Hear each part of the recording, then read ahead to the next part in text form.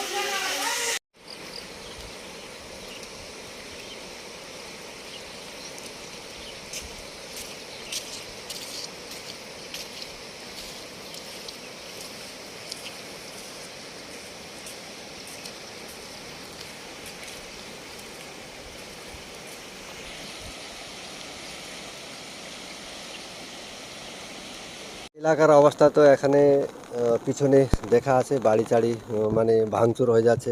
এখানে গ্রামে নদী ঢুকে গেছে। এখানের লোকের অনেক অবস্থা একদম খারাপ আছে। এখন স্কুলে প্রাইমারি স্কুলে দাঁড়ায় আছে। এখন কি বলবো, এখানের অবস্থা তো সরকার মানে প্রশাসনকে জানতে পারি, প্রশাসন অনেক মানে করলাম, ডেপুটেশন দিলাম, মার্কস পিটিশন দিলাম অনেক বছর আগে থেকে এই গ্রামকে বাঁচানোর জন্য, কিন্তু প্রশাসন এখন পর্যন্ত কিছু করে নেই। এটা নিজে সরকার বুঝতে পারবে কি। এখন পর্যন্ত কত বাড়িতে জলমগ্ন আছে? এখানে এখন আছে আপনার 55টা বাড়ি এখানে জলমগ্ন হয়ে গেছে। বাসিন্দারা কোথায়? বাসিন্দারা এখন স্কুলে আছে, প্রাইমারি স্কুলে। মানে কি প্রশাসনের কি ব্যবস্থা করেছে? না, এখন পর্যন্ত কিছু নাই।